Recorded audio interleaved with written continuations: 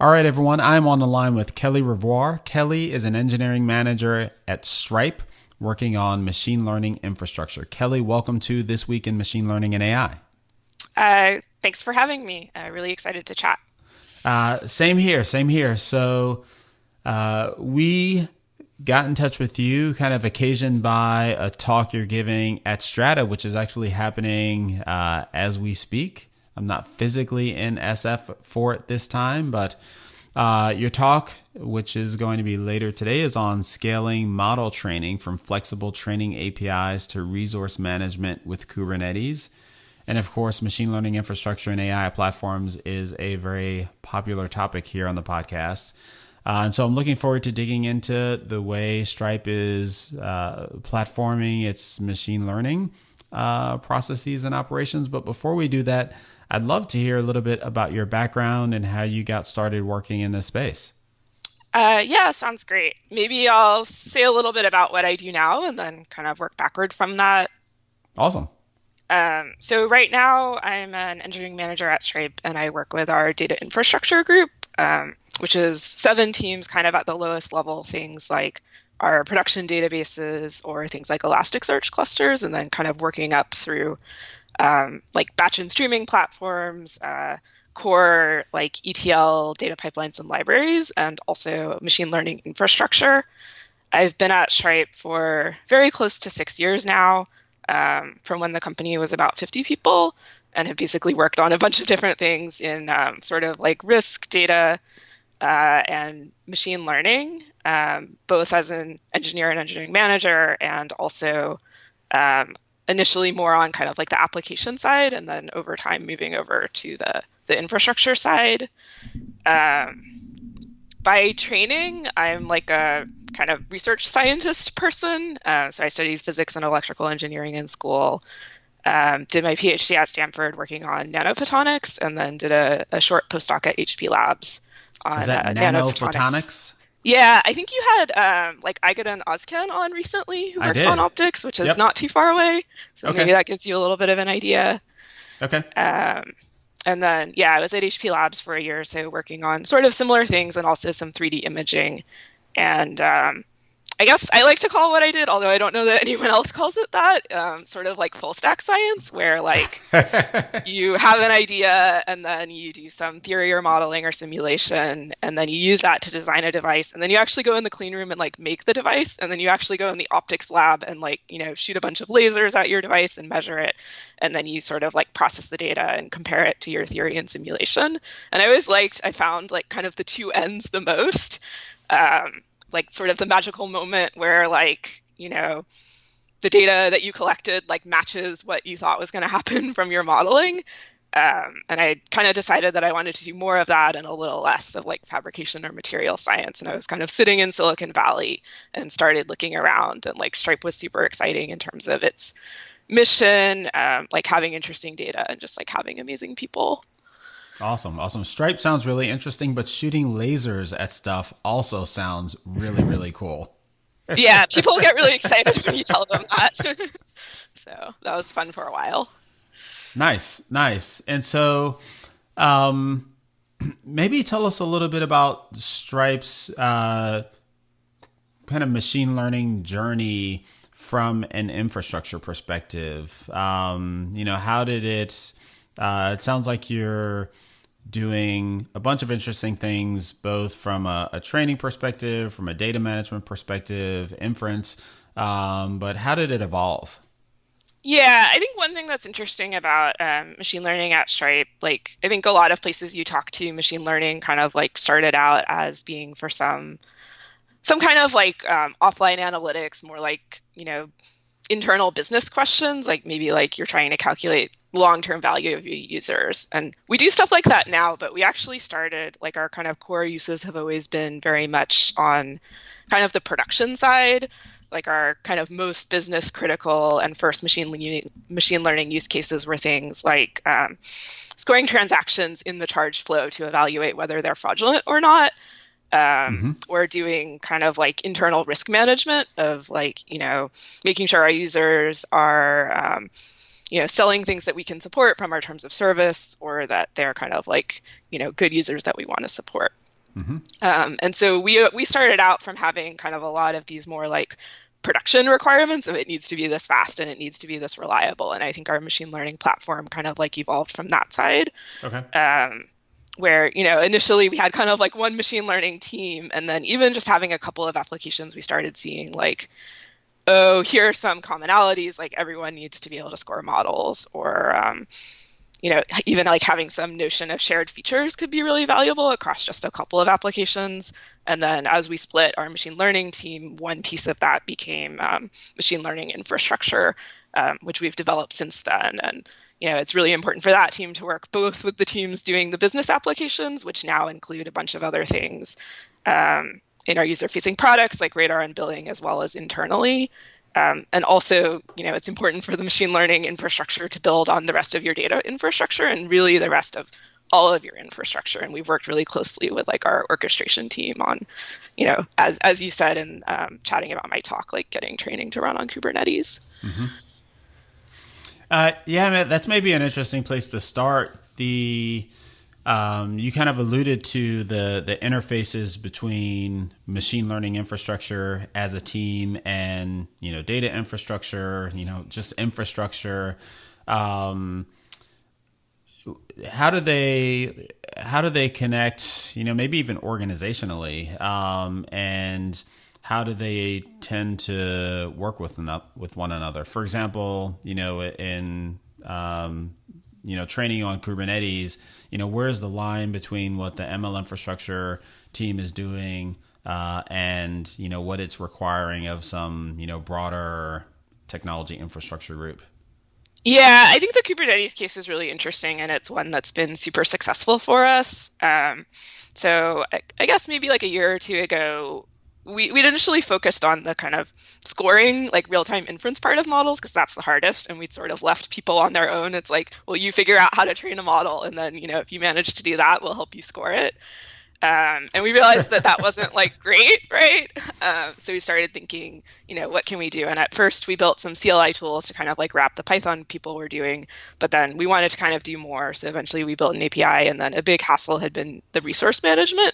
And we just kind of wanted to like abstract that all away. And as it happened at that time, our orchestration team had gotten like really interested in Kubernetes. And I think they wrote a blog post like maybe a year and a half ago. They had kind of just moved our first application to Kubernetes, which was some of our cron jobs that we use in our financial infrastructure. And so we ended up collaborating. This was kind of like a great next step of a second application they could work on. And,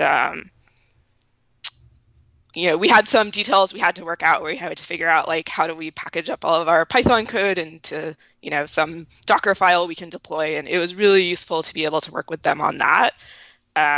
But I think we have found really good interfaces in working with them where, we wrote a client for the Kubernetes API, but it's like anytime we need help or anytime there's management of the Kubernetes cluster, they take care of all of that. So it's kind of given us this flexibility where we can define different instance and resource types and swap them out really easily if we need CPUs or GPUs or we need to like expand the cluster. But we, as machine learning infrastructure, kind of like don't have to deal with managing Kubernetes or updating it. We have this amazing team of people who are like totally focused on that for Stripe. Mm-hmm. Awesome. And then actually, let's maybe stay on this on this topic for a moment. So your talk at Strata was focused on this area. What was kind of the flow of your talk? What were the main points that you're planning to go through with the audience there? Yeah, great question. So we kind of think about this in two pieces, and maybe that's because that's how we actually did it. So one piece was the resource management that I talked about with getting things to run on Kubernetes. That was actually kind of like the second piece for us. The first piece was figuring out sort of like how should the user interact with things and like where should we give them flexibility and where should we constrain things. And so we ended up building what we call internally Railyard, which is like a model training API. And it goes with, there's sort of two pieces. There's like what you put in the API request, and then there's what we call a workflow. And the API request is a little bit more constrained. Like you have to say your metadata for who's training so we can track it. You have to tell us like where your data is, like how you're doing things like holdout. just kind of basic things that you'll always need. But then we have this workflow piece that people can write like kind of like whatever Python they want, as long as they define a train method in it that will hand us back like the fitted model. And we definitely have found that like initially we were very focused on binary classifiers for things like fraud. But people have done things like word embeddings. We have people doing time series forecasting. We're using like things like scikit-learn, XGBoost, FastText, PyTorch, Profit. So this has worked pretty well in terms of like providing enough flexibility that people can do things that we actually didn't anticipate originally, but it's constrained enough that we can run it and sort of track what's going on, and give them what they need and be able to automate the things we need to automate. Okay, and so the interface you're describing is this kind of Python and this train method. Are you expecting the well, actually that's maybe a question. Do you think of your users as more kind of the data science type of user or machine learning engineer type of user, or is there a mix of those two types of backgrounds? Yeah, it's a mix, which has been really interesting. And I think coming back to what I said earlier, like because we initially focused on these kind of critical production use cases, we started out where the team's users were really pretty much all machine learning engineers and very highly skilled machine learning engineers, people who are excellent programmers and, they know stats and ML and they're kind of like the unicorns to hire.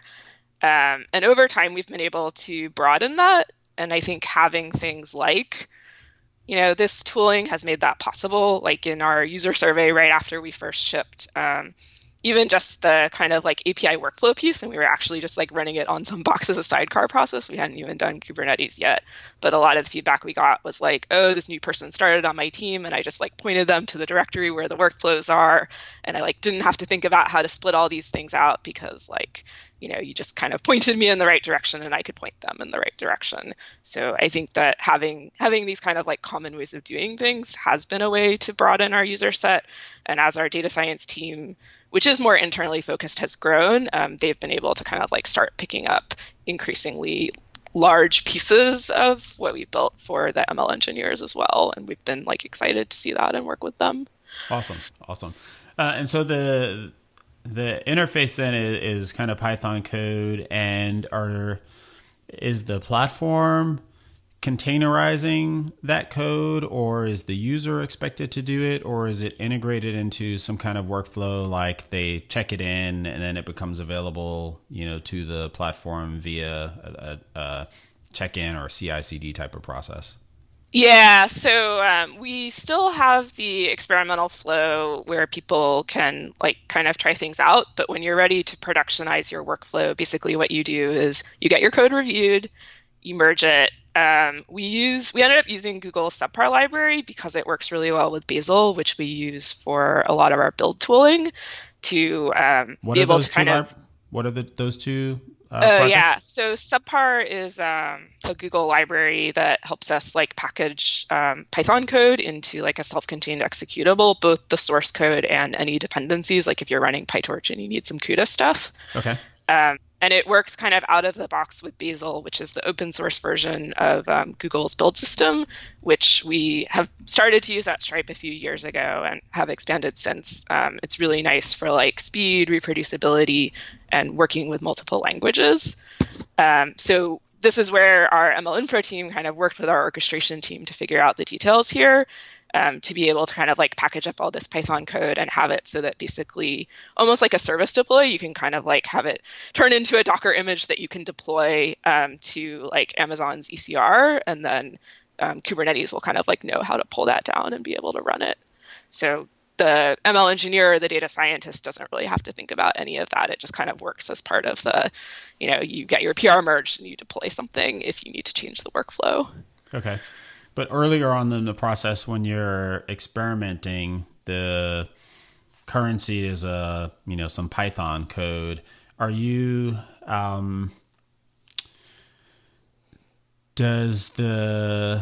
you like, what kind of tooling have you built up around experiment management and automatically tracking various experiment parameters or hyperparameters, hyperparameter optimization, that kind of thing. Are you doing all that, or is that all on the user to do? Yeah, that's a really good question. So one of the things that we added in our API for training is we found it was really useful to have this like custom params field, especially because people ended up, and we have some shared services to support this, like sort of a retraining service that can automate your training requests. Okay.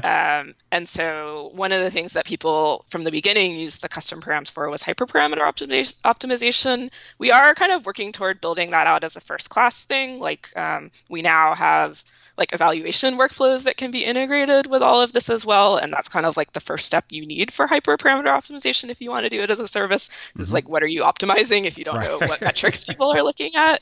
Right. So that's something we hope to do like over the next 3 to 6 months, is to make that like a little bit more of first class support. And you mentioned this directory of workflows. Elaborate on that a little bit. Yeah, so one of the nice things is, when you're writing your workflow, if you put it in the right place, then our Scala service, Railyard, will know where to find it. But one of the side benefits has also just been that there is one place where people's workflows are. And so that's been kind of like a nice place for people to get started and see like, what models are other people using, or like what preprocessing or kind of what other things are they doing, or what types of parameters, like estimator parameters, are they looking at changing, to just kind of, have that be like a little bit more available to our users, our internal users. And the workflow element of this, is it graph based? Is it something like Airflow? How's that implemented? Yeah, so in this case, by workflow, all I mean is just like Python code that, you give it, like, or actually Railyard, our API, passes to it, like, what are your features or what are your labels? And then your Python code returns, like, here is the fitted pipeline or model, and like usually something like the evaluation data set that we can pass back. People have kind of built us and users like interesting things on top of having a training API. Okay. So some of our users built out, actually the folks working on Radar, our fraud product, built out like an auto retraining service that we've since kind of taken over and generalized, where they schedule like nightly retraining of all the tens and hundreds of models. And, that's integrated to be able to even like, if the evaluation looks better, like potentially automatically deploy them. We do also have people who have put like training models via our service into like Airflow DAGs if they have, some slightly more complicated set of things that they want to run. So we've definitely seen that as well. Okay. And you've mentioned Radar a couple of times. Is that a product at Stripe or an internal project of some sort, or? Radar is our like user-facing fraud product. It runs on all of our machine learning infrastructure, and every charge that goes through Stripe within usually 100 milliseconds or so, we've kind of like done a bunch of real-time feature generation and evaluated like kind of all of the models that are appropriate.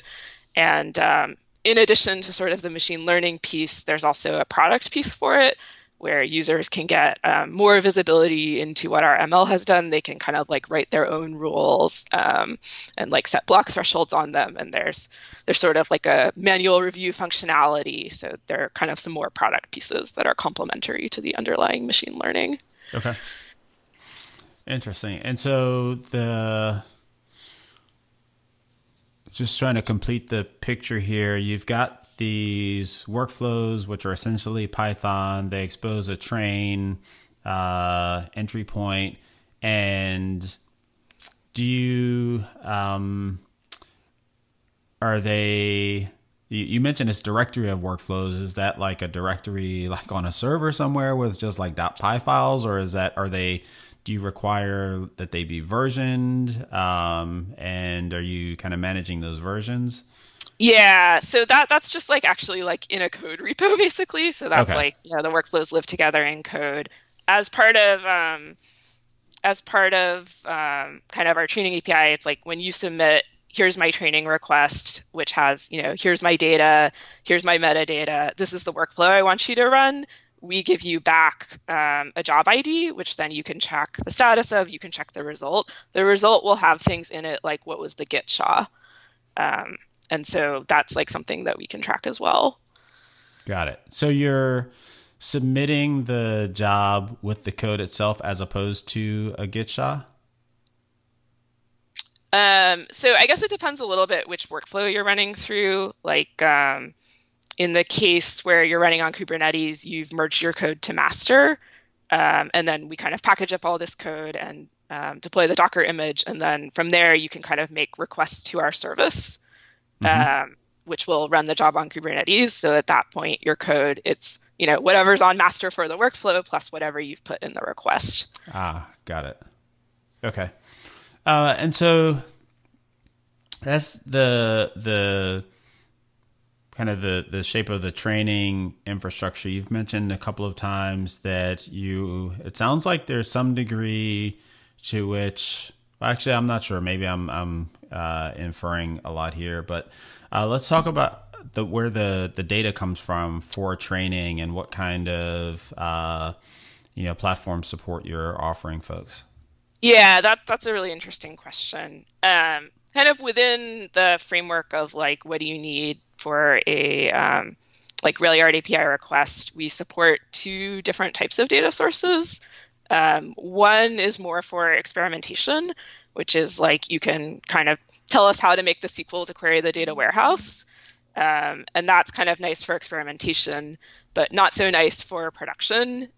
What pretty much everyone uses for production is the other data source we support, which is Parquet from S3. So it's like you tell us, where to find that and what your feature names are. And usually that's generated by our features framework that we call Semblance, which is basically like a DSL that helps, gives you a lot of ways to write complex features, like have things like counters, be able to do things like joins, do a lot of transformations. And then, the ML infrastructure team figures out like how to run that code in batch if you are doing training, or like there's a way to run it in real time, basically in kind of like a Kafka consumer setup. But you only have to write your feature code like once. Okay. And so are you also, is it the user that's only writing their feature code once, or are you going after kind of sharing features across the user base? To what extent are you seeing shared features? Yeah, that's like a really excellent question. So the user writes their code once, and like also I think having a framework similar to the training workflows where people can see what other people have done has been really powerful. So we do have people who are like definitely kind of sharing features across applications, and there's a little bit of a trade-off. Like it's like a huge amount of leverage if you don't have to rewrite some complicated business logic. You do have to manage a little bit of making sure that everything is versioned and that you're paying attention to like not deprecate something someone else is using, and that you're not like just like changing a definition in place, that you are kind of like creating a new version every time you are changing something. So there's a little bit more management there, and hopefully over time we can improve our tooling around that. But I think it's, even since before we had a features framework, like being able to kind of share some of that stuff has been like hugely valuable for us. And so what is the features framework? Is that a set of APIs, or is that kind of a runtime thing? Like what exactly is it?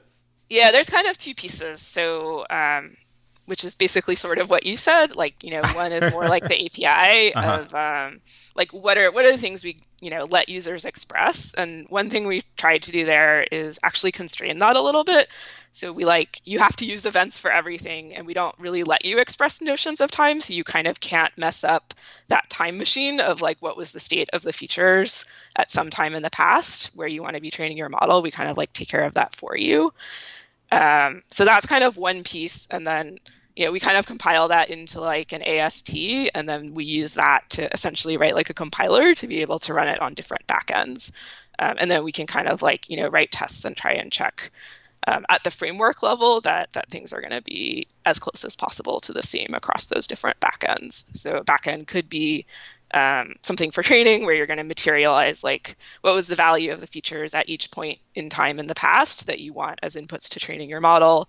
Or another backend could be, like I mentioned, we have kind of this Kafka consumer-based backend that we use, like, for example, for Radar to be able to like evaluate these features like as a charge is happening. And so to what extent do you find that that limitation of everything being event-based gets in the way of what folks want to do? Yeah, that's a really good question too. It's definitely was originally a little bit of a paradigm shift for people because they were like, "Oh, I just want to use this thing from the database," right? But we found that actually it's worked out pretty well, and that especially when you have users who are ML engineers, like they do really understand the value of like why you want to have things be event-based and like the sort of gotchas that helps prevent. Because I think everyone has their story about how you were just looking something up in the database, but then, the value changed and you didn't realize it. So it's kind of like you're leaking future information into your training data, and then your model is not going to do as well as you thought it did. Mm-hmm. So like, I think moving to a more event-based world, and I mean, I think in general, Stripe has also kind of been doing more streaming work and more having like good support also as at the infrastructure level with Kafka has been really helpful with that. And so does that mean that the models that they're building need to be aware of kind of this streaming paradigm during training? No. Or do they get a static data set to train Yeah. against? So basically, you can kind of use our features framework to just generate like Parquet and S3 that has materialized like all of the information you want of what was the value of each of the features that you want at all the points in time that you want. And then, your input to the training API is like, please use this Parquet from S3. We could make it a little more seamless than that, but that's worked pretty well. And Parquet is just like a serialized, like a file format. Yeah, it's pretty efficient. I think it's used in a lot of kind of big data uses. You can also do things like predicate pushdown, and we have like a way in the training API to kind of specify some filters there to just kind of like save some effort. You said predicate pushdown? Yeah, so if you only need certain columns or something, like you can load it a little bit more efficiently and not have to carry around a lot of extra data. Got it. Okay. The other interesting thing that you talked about in the context of this event-based framework is the whole, time machine is the way you said it, kind of alluding to the point-in-time correctness of a feature snapshot. Can you elaborate a little bit on?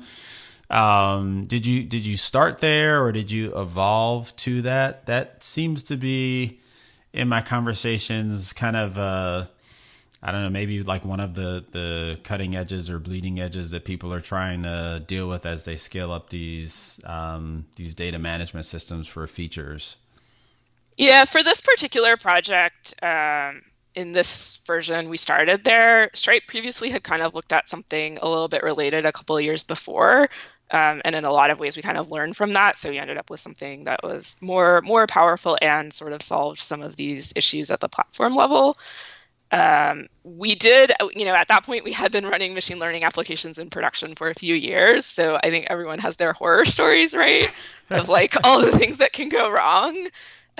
Especially kind of at a correctness level, and like everyone has their story about like re-implementing features in different languages, which we did for a while too, and kind of like all the things that can go wrong there. So I think we really tried to learn from both like what are all the things we'd seen go well or go wrong in individual applications, and then also from kind of like our previous attempts at some of this type of thing, like what was good and what could still be better. Mm-hmm. And out of curiosity, what do you use for data warehouse? And are there multiple, or is there just one? We've used a combination of Redshift and Presto over the past couple of years. they have a little bit of sort of like different abilities and strengths, and those are things that people like to use to experiment with machine learning. Although, like, we generally don't use them in our production flows because we kind of prefer the event-based model. Mm-hmm. And so, is the event-based model is it kind of parallel or orthogonal to Redshift or Presto, or is it a front end to either of these two systems? Yeah, I guess we actually have a front end that we've built for Redshift and Presto, separately from machine learning. That's really nice and lets people to the extent they have permissions to do so, like explore tables or put annotations on tables. Mm-hmm.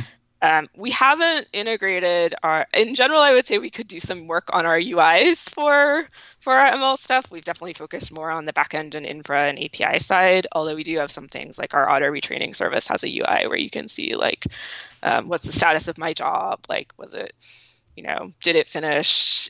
Did it produce a model that was better than the previous model? Mm-hmm.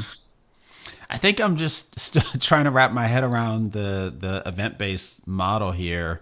As an example of a question that's coming to mind, in an event-based world, are you regenerating the features, every time? And if you've got, some complex feature that involves a lot of transformation, or you have to backfill a ton of data, like what does that even mean in an event-based world where I think of like you have events and they go away? Is there some kind of store for all that isn't Redshift or Presto? Well, whenever we say event, we're publishing something to Kafka and then we're archiving it to S3. Okay. And then that persists as long as we want it to, in some cases, basically forever. And so that is available. We do end up doing a decent amount of backfilling of kind of like, you define the transform features you want, but then you need to run that back over all the data you'll need for your training set. That's something that we've actually done a lot of from the beginning, partly because of our applications. Like when you're looking at fraud, the way you find out if you were right or not is that like in some time period, usually within 90 days, but sometimes longer than that, the cardholder decides whether they're going to dispute something as fraudulent or not. Mm-hmm. And that's compared to like, if you're doing ads or trying to get clicks, like you kind of get the result right away. Right.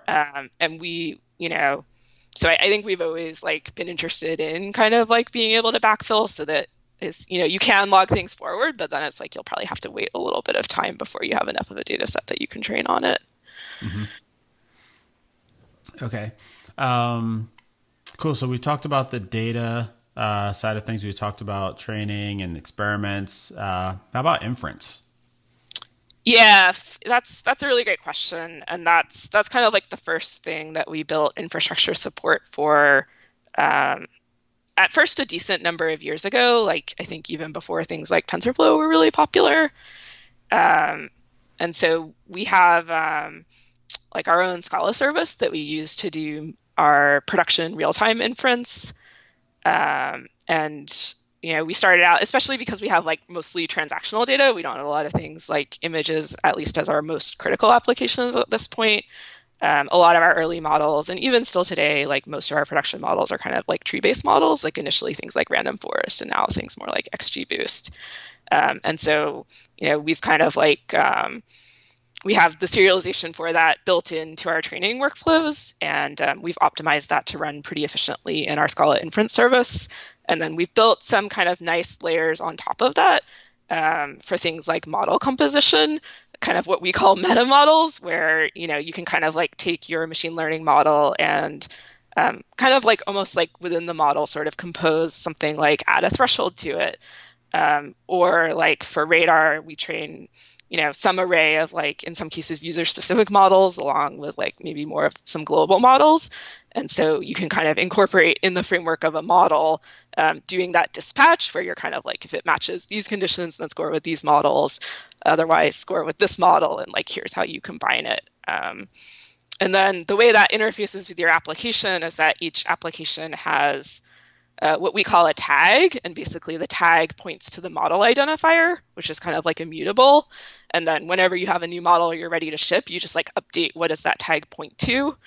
And then, in production, you're just saying like score the model for this tag. Okay. And that infrastructure. I think that's pretty similar to like, if you read about Uber's Michelangelo and things like that, sometimes we're like, oh, we all came up with the same thing. So I think that's it also sounds a little bit like Sorry, say that again? Yeah, I think that like a lot of people have kind of come up with some of these ways of doing things that just kind of make sense. Mm-hmm. Mm-hmm.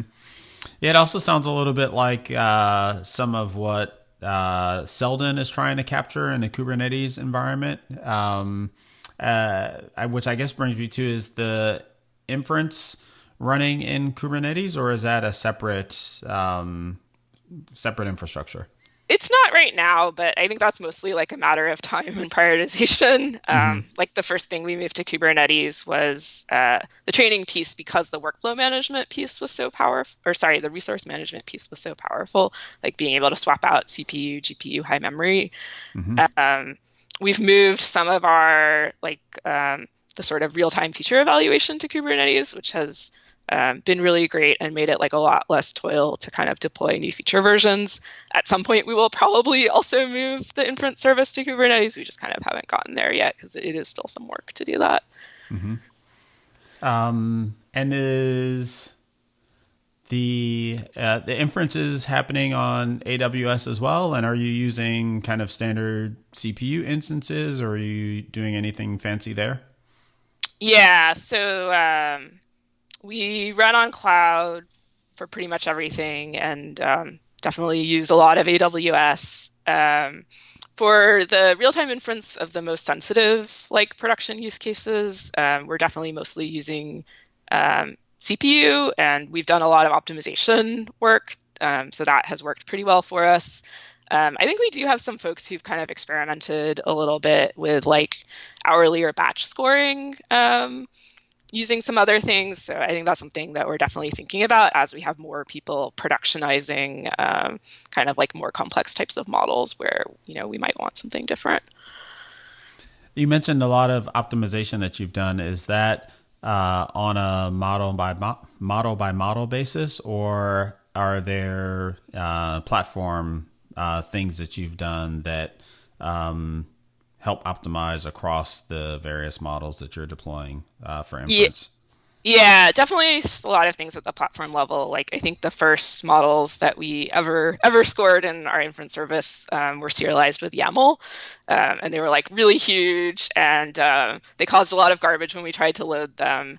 And so like we did some work there for kind of tree-based models to be able to load things from disk to memory really quickly and like not producing much garbage. So that kind of thing are things that we did, especially kind of like in the earlier days. Okay. And what are you using for querying the models? Are you doing REST or gRPC or something altogether different? Yeah, we use REST right now. I think gRPC is like something that we're interested in, but we haven't done yet. Okay. And is all of the inference done via kind of via REST and like kind of microservice style, or do you also do more, I guess, embedded types of inference for like where you have super low latency requirements? Does REST kind of meet the need across the application portfolio? Yeah, even for our most critical applications like Shield, things have worked pretty well. One other thing our orchestration team has done that's worked really well for us is migrating a lot of things to Envoy. So we've seen some things where like we didn't understand why there was some delay like in what we measured for how long things took versus like what it took to the user. That just kind of went away as we moved to Envoy. And what is Envoy? Envoy is like a service networking mesh that was developed by Lyft, and is kind of like an open source library. And so it handles it can handle a lot of things like service to service communication. Okay. Cool. And so the inference environment, is it doing, absent of Kubernetes, all the things that you'd expect Kubernetes to do in terms of like auto scaling and load balancing across the different service instances, or is that stuff all done statically? We take care of the routing ourselves, and we also at this point have kind of like sharded our inference service, so not all models are stored on every host, so that we don't need hosts with like infinite memory, and so that we take care of ourselves. The scaling is not fully automated at this point. We have kind of like quality of service, so we have like multiple kind of clusters of machines, and we tier a little bit by like how sensitive your application is and what you need from it, so that we can be a little bit more lax with people who are developing and want to test and not have that like potentially have any impact on more critical applications. But we haven't done like totally automated scaling. That's something we kind of still look at a little bit ourselves. Awesome. So if you were kind of just starting down this journey without having done all the things that you've done at Stripe, where do you think you would start? If you just, you're at an organization that's kind of increasingly invested in or investing in machine learning and, needs to try to, gain some efficiencies.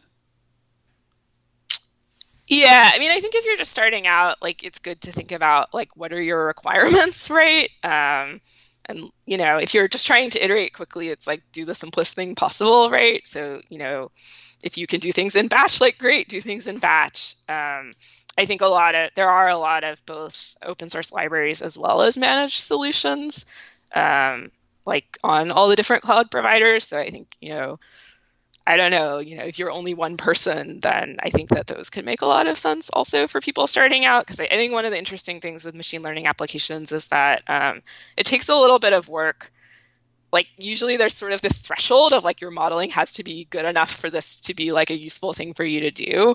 Like for fraud detection, it's like if we can't catch any fraud with our models, then like, we probably shouldn't have like a fraud detection product. So I think it is useful to kind of have like a quick iteration cycle to find out like, is this a viable thing that you even want to pursue? And if you have an infrastructure team, they can kind of like help lower the bar for that. But I think there are other ways to do that, especially as, there's been like this Cambrian explosion in the ecosystem of different open source platforms as well as different managed solutions. Yeah. How do you think an organization knows when they should have an infrastructure team? ML in particular. Yeah, I think that's a really interesting question. I guess in our case, I think the person who originally founded the machine learning infrastructure team had worked in this area before at Twitter and kind of had a sense of like, this is going to be a thing that we're really going to want to invest in given how important it is for our business. And also that if you don't kind of like dedicate some folks to it, it's easy for them to kind of get sucked up in other things. Like if you just have data infrastructure that's undifferentiated. So I think it's a really interesting question. There probably is this business piece, right? Of like, what are your ML applications? Like how critical are they to your business? And like how difficult are your infrastructure requirements for them as well? I think a lot of companies develop their ML infrastructure like starting out with things like making the notebook experience really great because they want to support like a lot of data scientists who are doing a lot of analysis. And so that's like a little bit of a different arc from the one that we've been on. And I think that's like actually a pretty business dependent thing. Okay. Awesome. Well, Kelly, thanks so much for taking the time to chat with me about this really interesting story, and I've enjoyed learning about it. Cool. Thanks so much for chatting. Really enjoyed it. Awesome.